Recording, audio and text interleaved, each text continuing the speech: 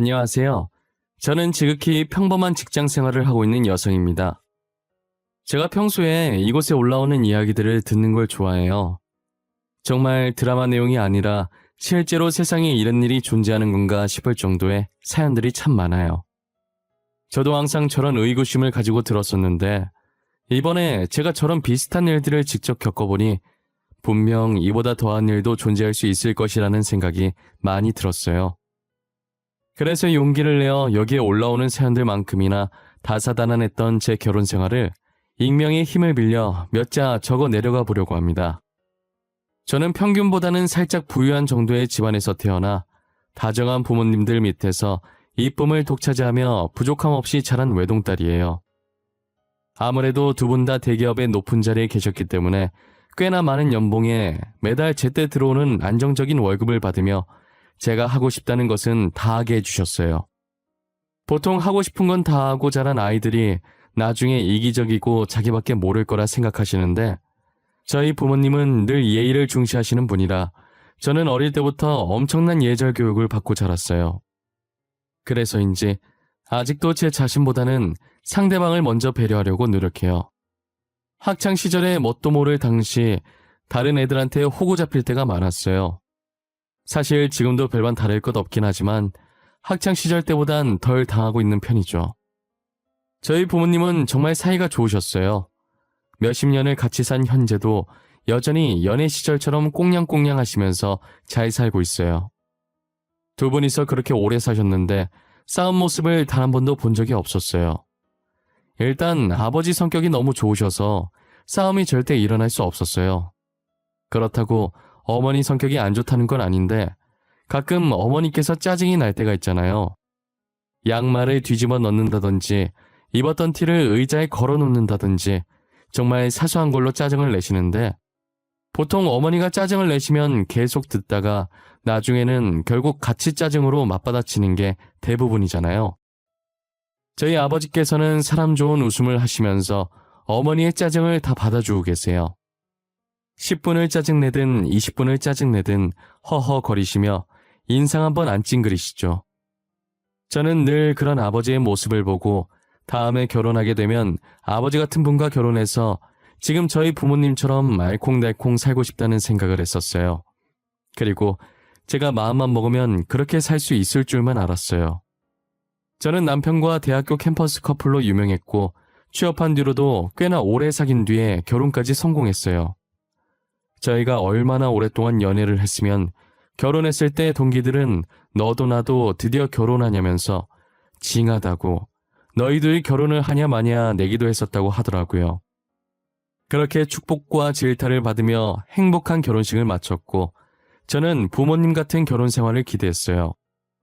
저희 남편은 하고 있는 일에 최선을 다했고 학교 다닐 때나 직장을 다닐 때나 늘 성실했고 제일 중요한 조건인 사람 됨됨이가 정말 좋았어요. 저는 남편 집안이 조금 가난했지만 사람 됨됨이 그거 하나만 보고 결혼까지 결심하게 됐죠. 제가 남편을 오래 만난 것에 비해 시댁 식구를 결혼 전에 두세 번밖에 보지 못했어요. 결혼을 할지 안 할지 모르는데 미리부터 시댁을 만날 필요는 없다고 생각했거든요. 그래서 남편에게 프로포즈를 받은 후에 시댁 식구를 만났었어요. 하지만 시어머니와 시누는 남편과 성격이 딴판이었어요. 두세 번 봤다고 해서 사람 성격을 단번에 알 수 있는 게 아니잖아요. 결혼하고 보니 시어머니와 시누 성격이 너무 드세더라고요. 시아버지는 그래도 남편과 성격이 비슷해서 항상 며느리 사랑이 지극하셨어요. 제가 오면 시어머니께서는 저를 딱 며느리 이상도 이하도 아닌 정도로 대하셨는데 시아버지께서는 마치 친딸을 반기듯 반갑게 맞이해 주셨죠. 그래서인지 저도 시어머니보다는 시아버지를 더 좋아했어요. 그러나 시아버지께서는 예전부터 몸이 안 좋은 분이셨고 언제 갑자기 위독해질지 몰라서 늘 조마조마하며 지냈었는데 결국 제가 결혼한 지 반년 만에 세상을 떠나시게 되셨어요. 이제 시댁에서 제 편은 남편밖에 없다는 생각이 들었어요. 누가 보면 시어머니께서 제게 시댁살이를 시킨 줄 알겠지만 시댁살이는 안 시켜도 시어머니가 며느리를 바라보는 특유한 눈빛이 제 목을 죄어왔었어요. 그리고 시아버지께서 돌아가신 뒤로 시어머니와 신우는 더더욱 저를 올가매기 시작했죠. 시댁 식구는 시집살이 대신 돈으로 사람을 피말리게 하셨어요. 저희 부부의 경제권은 제가 잡고 있었어요. 저는 저희 부모님처럼 대기업에 다니고 있었고 남편이 중소기업에 다니고 있었거든요. 연봉 차이가 많이 나기도 하고 제가 재무팀에서 일하고 있어서 그런지 남편이 먼저 제게 돈 관리를 부탁하더라고요.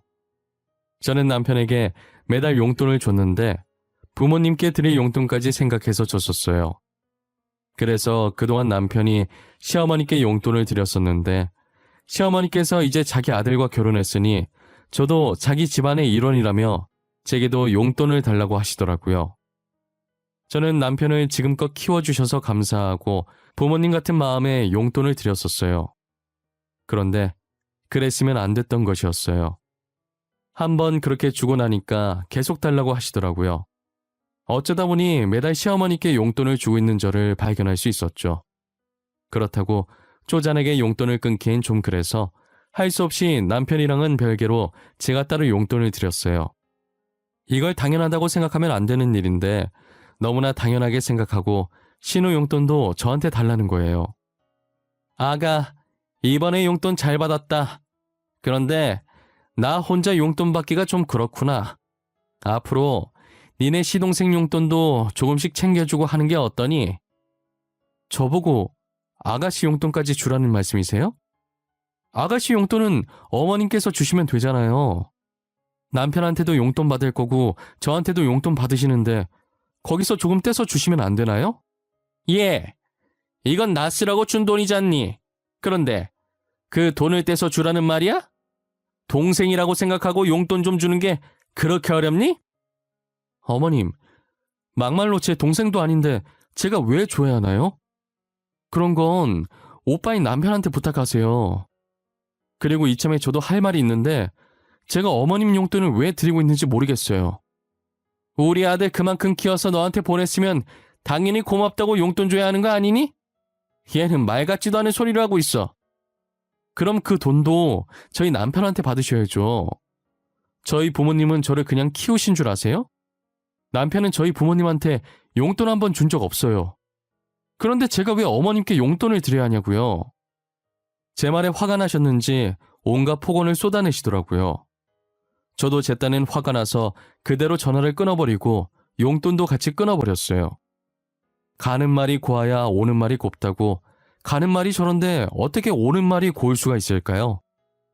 결국 그날 시어머니께서 남편한테 말한 것인지 남편이 대신 제게 사과를 하더라고요. 생각해보니 저도 잘한 것만은 아닌 것 같아서 남편에게 미안하다고 했어요. 그 일이 있고 나서 시어머니는 제게 돈 달라는 말을 잘하지 않으셨어요. 가끔 하시긴 하셨는데 그렇게 큰 돈이 아니라서 드리긴 했어요. 인간의 실수는 끝이 없고 같은 실수를 반복한다는 말이 있죠. 아무래도 그 말이 딱 저를 보고 하는 말인 것 같아요. 시어머니가 어떤 분인지 겪어봤으면 돈을 안 줘야 했는데 말이에요. 한 번은 신우가 친구 결혼식에 가야 한다고 들고 다닐 가방이 없다는 거예요.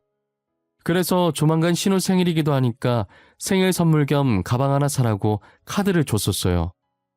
카드 결제하면 저한테 문자가 오는데 0 개수를 보고 순간 보이스피싱인 줄 알았다니까요. 너무 놀래서 신우에게 전화했더니 하는 말이 가관이었어요. 아가씨, 혹시 가방 뭐 사셨어요? 방금 결제 문자 날라왔는데 이거 잘못 찍힌 거죠? 0 하나 더 있는 것 같은데 잘못 결제한 거 아니에요? 안 그래도 전화하려고 했는데 700만 원으로 찍혀 있죠. 그거 맞아요. 제가 산 거예요. 놀라셨구나. 엄마가 그러던데 저한테 생일 선물 사라고 카드 주셨다고요? 너무 고마워요. 700만 원 찍힌 게 맞다고요? 아니, 70만 원도 아니고 700만 원은 심하잖아요. 뭐 하시는 거예요? 당장 취소하세요. 언니가 이 카드로 사고 싶은 거 다 사라고 하셨다면서요. 왜 한 입으로 두 말 하세요? 저는 절대 환불 못해요. 아니, 안 할 거예요. 언니가 이러니까 선물 주고도 욕먹는 거예요. 알아요? 신우는 취소하라고 했더니 안 할 거라고 하면서 전화를 끊어버리더라고요. 전화가 끊기자마자 다시 통화 버튼을 눌렀는데 꺼져 있다는 음성만 들리는 거예요. 저는 태어나서 머리에 뚜껑이 열린다는 게 무슨 느낌인지 알게 됐어요. 이대로 시어머니한테 전화했다간 정말 좋은 소리 안 나갈 것 같아서 심호흡을 몇 번 하고 전화 걸었어요. 어머님, 아가씨한테 제 카드 주면서 사고 싶은 거 다 사라고 하셨어요? 지금 아가씨가 제 카드로 얼마를 긁었는지 아세요? 너가 분명히 우리 딸 생일 선물 사라고 카드 준 거잖니. 나는 그래서 생일 선물 사라는 말밖에 안 했다. 도대체 얼마나 긁었길래 이 사단이야? 100만 원 긁었다니? 100만 원이요? 700만 원 긁었어요. 700만 원. 제가 아무리 생일 선물 사라고 했다지만 이건 아니죠, 어머님. 뭐? 700만 원? 아이고, 우리 딸 누구 닮았는지 통도 크네. 어? 근데 너도 명품 가방 많잖니. 동생 하나 사줬다고 생각해. 시어머니는 가격 듣고 잠깐 놀라더니 이내 아무렇지 않게 웃으면서 농담을 하고 계시는 거예요. 아무리 제가 뭐라 그래도 벽 보고 말하는 것처럼 말이 안 통했어요. 팔은 안으로 굽는다고 오히려 신호 편들기 바빴죠. 와중에 결제 문자가 하나 더 왔는데 원피스 120만 원에 구두 180만 원, 딱 1000만 원을 쓴 거예요. 저도 명품을 좋아하고 많이 산다고는 하나 그건 제가 일해서 번 돈으로 사는 거잖아요. 제 돈으로 사는 것과 남의 돈으로 사는 것이 어떻게 똑같냔 말이에요. 신우는 일을 하는 것도 아닌데 하루도 아니고 1시간 만에 1000만 원이 말이 되냐고요. 하필 그게 또 체크카드라 돈 나간 걸 보니 한숨이 절로 나왔어요. 저는 퇴근하자마자 시댁에 찾아가서 제 카드를 뺏었어요. 신우는 분명 체크카드인데 도대체 얼마나 들어있는 거냐고 1000만 원을 써도 끄떡이 없다고 오버하면서 시어머니 들으라는 식으로 크게 얘기하는 거예요. 그 말을 들은 시어머니는 그 자리에선 아무 말도 하지 않았지만 눈이 반짝이는 걸 똑똑히 봤어요. 카드를 뺏어 들고 더 말할 기운도 없어서 그대로 시댁을 빠져나왔어요. 남편한테 말해봤자 어차피 해결되는 게 없으니 혼자 속으로만 삭히고 있어야 했어요. 저는 자그마치 제 2달치 월급이 1시간 만에 사라져서 허탈감에 빠져 있었어요. 돈이라면 환장하는 시댁 식구인데 그걸 잊고 카드를 준 제 잘못도 있는 거죠. 하지만 그런 시댁 식구들보다 더 어마무시한 일이 저를 기다리고 있었어요. 요즘 시댁 때문에 스트레스 받아서 남편을 신경 쓸 겨를이 없었어요. 남편은 허튼 짓 안 하고 알아서 잘하는 사람이라 신경을 안 쓰게 된 것도 있었죠. 그런데 한 번은 제가 지방 출장이 잡혔다가 취소된 적이 있었어요. 평소 같으면 남편한테 취소됐다고 연락을 했었을 텐데 그날은 깜빡해버렸죠.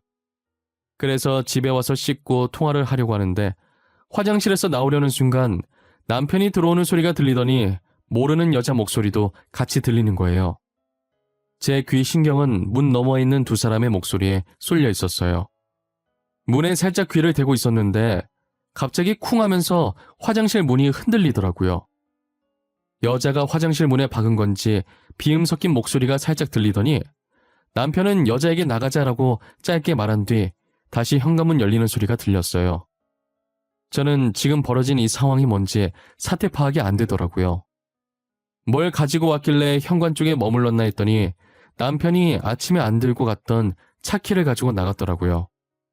누가 봐도 수상한 상황이고 누가 봐도 이상한 상상을 하게 만드는 상황인 거예요. 심장이 미친 듯이 뛰기 시작하면서 저게 무슨 수작인지 알아봐야겠다는 생각이 들었어요. 만약에 이게 진짜 남편이 외도하는 상황이라면 진짜 시댁 식구들 중에 제대로 된 인간은 없는 거죠. 저는 차라리 남편이 외도라도 해서 이참에 남편과 이혼을 하고 싶었어요. 그래서 제발 이 상황이 외도이길 바란다고 기도를 했죠. 이미 남편이 먼저 나갔기 때문에 뒤따라갈 순 없는 노릇이었고 남편이 돌아오면 어디로 갔는지 찍혀있을 블랙박스를 보기로 했어요. 저는 출장을 간 걸로 되어 있으니 간만에 자유시간이라고 생각하고 친구 집에 가서 놀았어요. 외도는 외도고 몇 년 만에 주어진 자유시간을 온전히 즐기기 위해 아무 생각도 하지 않았어요. 어차피 다음날이 주말이었어서 진짜 출장 간 척하기 위해서 저녁에 집에 들어갔어요. 아무 일 없었던 것처럼 남편을 대했고 간만에 둘이서 오붓하게 한잔하자고 남편을 꼬드겼죠. 남편이 술에 약해서 평소에도 저보다 술을 못 마셨어요.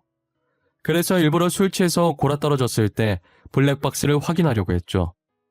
안 그래도 오늘은 한잔하고 싶었다면서 흔쾌히 술을 마시자고 하더라고요.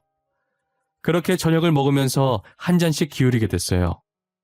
아니나 다를까 남편은 금방 취해서 해롱해롱 거리더라고요. 혀가 꼬이는 걸 보니 조만간 골아떨어지겠다는 생각을 했어요.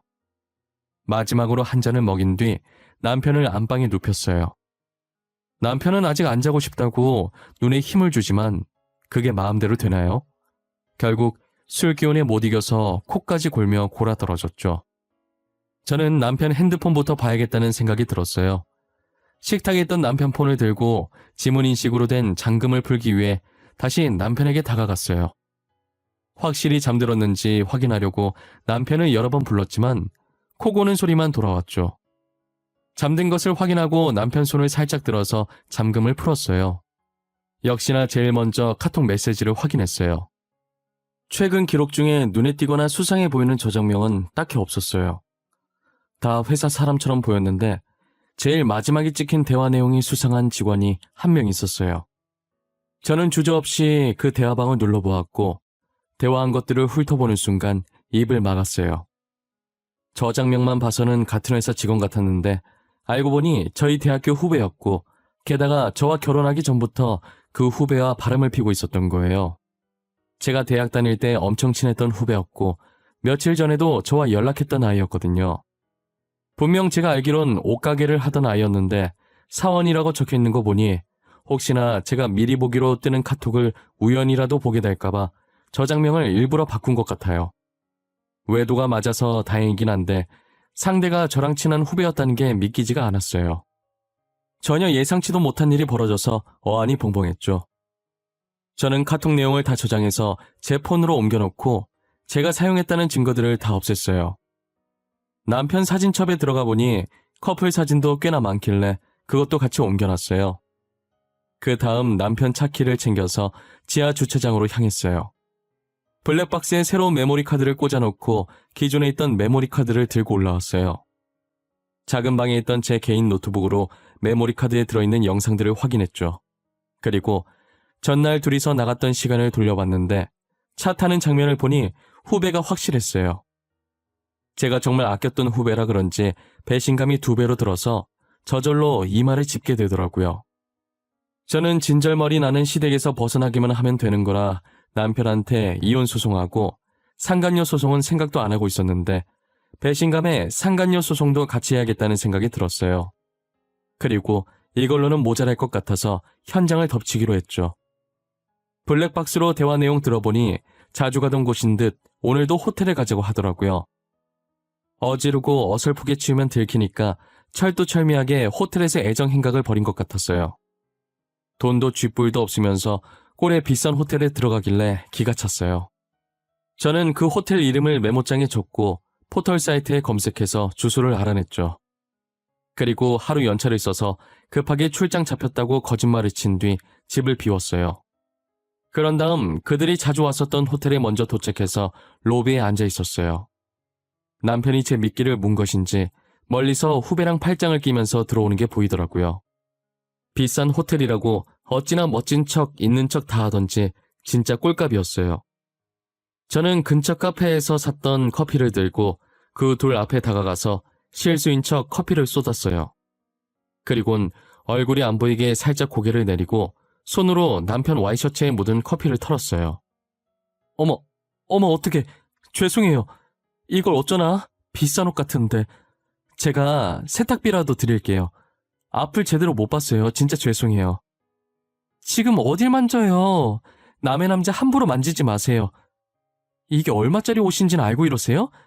진짜 이 아줌마 웃긴. 희진 언니? 안녕 수연아? 매번 통화만 했지 얼굴 보는 건 졸업하고 나서 처음인 것 같다. 그치? 옷 걱정하던데 이 옷 100만 원밖에 안 해. 괜찮아. 그리고 지금 남의 남자 만지고 있는 건 너 같은데? 아, 언니 그게요. 이거 오해예요. 제가 다리를 접질러서 제대로 못 걸어가지고 선배가 부축하고 계신 거였어요. 언니가 생각하는 그런 거 아니에요. 여보, 수연이 말이 맞아. 내가 부축하고 있었던 건데 당신이 오해하기 딱 좋네, 그치? 우리 진짜 당신이 생각하는 그렇고 그런 사이 아니다? 그래? 오해하기 딱 좋게 팔짱 끼고 다니고 오해하기 딱 좋게 호텔에 같이 들어온다? 그리고 방금 들어올 땐 수연이 되게 멀쩡하던데? 두 발로 엄청 잘 걷더라고. 오해 맞아? 제 말에 남편과 후배는 끼고 있던 팔짱을 서서히 풀고 아무 말도 못한 채 서서 우물쭈물 하더라고요. 저는 결국 화를 참지 못하고 살면서 처음으로 누군가에게 뺨을 때려봤어요. 먼저 남편 뺨을 내리쳤고 다음으로 후배 뺨을 내리치려는데 남편이 제 손목을 잡고 막더라고요. 그 모습을 보니 얼마나 가짠던지 정말 헛웃음밖에 안 나왔어요. 제 손목을 잡고 있던 남편의 손을 더럽다는 듯이 뿌리치고 세계의 사랑이라며 박수를 쳐줬죠. 손에 아직 커피가 많이 남아있길래 그대로 들어서 남편 머리 위로 부었어요. 그리고 그 종이컵을 한 손으로 구겨서 후배한테 던져버렸죠. 그래도 분이 안 풀려서 더 뿌릴 게 없나 찾아보는데 어쩜 준비성이 이렇게나 철저한지 가방에 먹다 남긴 포도주스가 있는 거예요. 며칠 동안 가방에 묵혀뒀던 건지는 모르겠지만 그 포도주스를 뿌릴 생각으로 뚜껑을 열려고 하자 후배가 무릎을 꿇더니 제 다리를 붙잡고 빌더라고요. 언니, 내가 미안해. 잘못했어. 당장 오빠랑 헤어질게. 그러니까 제발 그것만은 뿌리지 마. 이 옷 진짜 비싼 거란 말이야. 한정판이라 구할 수도 없어. 그리고 이거 어머님이 사주신... 아니, 그게 아니라... 어머님? 설마 내가 아는 그분 말하는 거니? 어머님도 둘 사이 알고 계신 거야? 그런데 얘는 그 옷보다도 못한 존재인가 봐. 얘 커피 맞을 땐 가만히 있더니 너네 진짜 웃긴다. 언니, 한 번만 봐줘. 나 진짜 다시는 오빠 안 만날게. 우리 만난 지도 얼마 안 됐어. 진짜야. 거짓말을 밥 먹듯이 하는구나. 둘이 외도하는 것도 알았는데 언제부터 만났는지도 모르겠어? 너넨 진짜 쓰레기만도 못해. 너네를 쓰레기랑 비교하려고 하니 쓰레기한테 너무 미안할 지경이야. 저는 주스 뚜껑을 열어서 천천히 후배 머리 위로 부었어요. 후배는 머리부터 차가운 주스가 느껴지자 울고불고 그만하라고 소리를 질렀죠. 결국 한 명은 커피, 한 명은 포도주스를 뒤집어 쓰고 난리도 아니었어요. 그 모습을 혼자 보기 아까웠는데 다행히 거기 호텔에 있던 모든 사람들과 같이 구경을 했어요. 야, 차키 내놔. 그거 우리 아빠가 해주신 거잖아. 넌 어차피 쥐꼬리 월급 받으면서 돈이 어디서 나서 이런 곳에 오고 이런 옷을 입고 다니냐? 꼭 이렇게까지 해야겠어? 당신 이런 사람 아니었잖아. 내가 당신한테 못했던 것도 아닌데 왜 그래? 마누라 두고 바람핀 주제에 뚫린 입이라고 하는 말이 고작 그거냐? 나한테 잘했으면 바람펴도 된다는 거야? 그리고 나를 이렇게 만든 게 지금 누군데? 모든 책임을 저한테 돌리려고 하는 남편에게 소리를 지르고 남편 손에 들려있던 차키를 들고 나왔어요. 저는 그대로 차를 끌고 집으로 와서 미친 듯이 짐을 싸기 시작했어요. 어차피 제가 모았던 돈으로 마련한 집이라 나올 때 현관문 비밀번호를 바꿔버렸어요. 정말 집안에 남편이 해온 거라곤 단 하나도 없었죠. 잘난 것 하나 없으면서 무슨 배짱으로 바람을 핀 건지 이해가 안 됐어요. 그리고 그 옷들과 호텔비는 도대체 어디서 났는지 모르겠더라고요. 사실 부모님 걱정할까봐 친정에는 안 가려고 했지만 어차피 알게 되실 거고 친정 말고는 갈 곳이 없었어요. 많이 망설였지만 선택지가 없으니 할 수 없이 친정으로 들어가게 됐어요. 저희 부모님은 제 꼴을 보고 당연히 놀라셨고 저는 자초지종 상황 설명을 했어요. 자세한 얘기는 안 했고 시댁에서 계속 돈 요구하고 남편이 바람났다는 정도만 이야기했죠. 친정어머니는 충격에 아무 말도 못하셨고 친정아버지는 당장이라도 남편을 박살낼 거라며 지금 바로 남편 있는 곳으로 가자고 난리셨어요. 아빠 진정해, 나 괜찮아. 어차피 돈 때문에 이혼하고 싶어서 남편 외도하게 해달라고 기도했었어. 기도빨 은근 먹히네. 종종 써먹어야겠다. 내가 어떤 신한테 빌었더라? 지금 농담이 나오냐? 감히 우리 귀한 딸한테 몹쓸 짓을. 어차피 그놈한테 받을 것도 있어서 한번 만나야 돼. 그러니 빨리 그놈 있는 곳으로 앞장서. 받을 거? 아빠가 그 자식한테 받을 게 뭐 있는데? 설마 돈 줬어? 카드 줬었지. 사위 안 그래도 월급 작아서 기 죽으면서 살 텐데 기 좀 펴고 살라고 줬었지. 호텔 자주 간다 했더니 다 그년한테 바친 거였구만. 아이고 코리야. 아빠, 왜 카드 줬다는 말 나한테 안 했어? 카드를 뭘 믿고 준 건데 대체. 딸내미한테도 안 주는 카드를. 내가 이렇게 될 줄 알았겠냐? 나한테 너무 화내지 말어. 나도 하나밖에 없는 사위한테 잘해주고 싶었어. 알고 보니 호텔비의 명품 옷들이 어디서 났나 했더니 다 저희 아버지 통장에서 나간 것이었어요.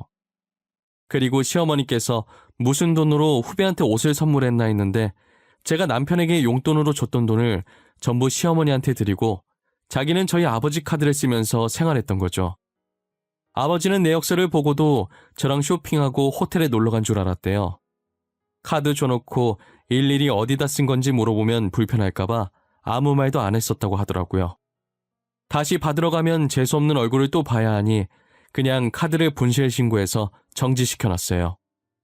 저는 그렇게 남편에게 이혼 소송을, 후배한테는 상간녀 소송을 걸어서 위자료를 받아냈어요. 그리고 남편과 살던 집은 두 번 다시 갈 일 없을 것 같아서 팔아버렸어요. 남편은 저와 이혼했다는 말을 시어머니께 안 했나 봐요.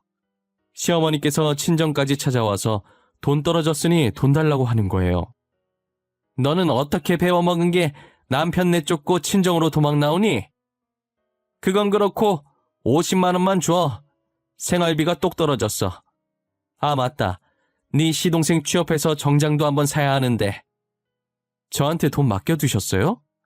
왜 자기 아들 놔두고 제 친정까지 찾아와서 이렇게 괴롭히시는데요? 앞으로 저한테 이러시지 말고 본인 아들한테 돈 달라고 하세요. 얘 진짜 말하는 꼬락서니 봐. 시애미한테 누가 그딴 식으로 말하고 가르치디? 네 시동생 취업해서 돈 벌면 그때다 갚으면 될 거 아니야. 저는 시어머니와 신랑이 하다가 얼마 전 지갑 정리하다 발견한 남편 카드가 생각나더라고요. 그래서 못 이기는 척하면서 그 카드를 시어머니께 내밀었어요. 시어머니는 아무것도 모르고 신나서 카드를 받아들고 가더라고요. 그리고 남편한테 전화해서 이혼한 거 말 안 했냐고 시어머니 다시 찾아오면 진짜 신고할 거라면서 남편 대답은 듣지도 않고 제 말만 하고 끊었어요. 그리고 얼마 뒤 제 핸드폰에서 불이 나기 시작하더라고요. 아마도 시어머니께서 카드를 긁은 모양인데 그게 남편한테 문자로 간 것 같아요. 받을 때까지 할 기세길래 받았더니 저한테 자기 카드 썼냐고 따지는 거예요. 저는 천연덕스럽게 아까 시어머니가 카드 하나 가져가셨는데 아마 신호 정장 산 것 같다고 했죠. 그랬더니 정장이 무슨 300만 원이나 하냐고 난리를 치더라고요. 와중에 또 결제 문자 날라왔다고 하는데 진짜 저 혼자서 웃음 참느냐고 죽는 줄 알았어요. 남편은 저한테 위자료 준다고 빚까지 냈는데 거기에 카드비까지 더해지니 얼마나 밑을 노르시겠어요. 저는 시어머니께서 쓰신 거니까 앞으로 카드 빚이나 갚으면서 살라고 그리고 연락하지 말라고 했어요. 전화 끊자마자 침대 위에서 배 잡고 눈물 찔끔 흘리면서 웃었네요. 통쾌한 마음으로 하루를 보내고 있었는데 저녁에 남편한테 들은 건지 시어머니가 또 찾아오신 거예요. 무어라 소리치시긴 하는데 귀만 아프고 뭘 하는지 모르겠어서 귀 파는 신용만 하고 있었어요.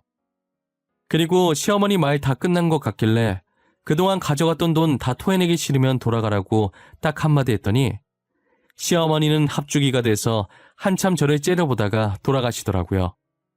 제가 쓴 돈이면 모를까 자기들이 쓴 돈인데 뭐가 화나서 저렇게 열을 내는지 모르겠어요. 그래도 제 나름대로 복수를 해준 것 같아서 너무 통쾌하고 짜릿했어요. 벌써 이 일도 1년 전 일이네요. 시간이 왜 이렇게 빨리 가는지 모르겠어요. 그래도 시간이 지나니 무뎌진 건지 그날을 회상해도 더 이상 화나지 않고 그냥 웃기기만 하더라고요. 저는 아직도 전 남편이 카드 결제 문자 받고 절규하던 게 생각나요. 제가 이제껏 살면서 그렇게까지 웃어본 적이 없거든요. 지금은 저희 가족이 폰 번호도 바꾸고 이사까지 가서 전 남편이 어떻게 사는지 모르겠네요. 여전히 빚 갚으면서 잘 살고 있겠죠. 저는 다시 부모님 품에서 잘 살고 있어요. 그래도 전 남편 사이에 아이가 없어서 다행이지, 아이까지 있었다면 정말 제 인생은 최악이었을 것 같아요. 여러분에게도 만약 저와 같은 일이 생기면 당하고만 있지 말고 되든 안 되든 일단 내질러서 더 큰 피해가 생기지 않게 미리 막을 수 있으셨으면 해요. 지금까지 저의 긴 사연 들어주셔서 감사합니다. 다들 건강하시고 행복한 일만 가득하시길 바랄게요.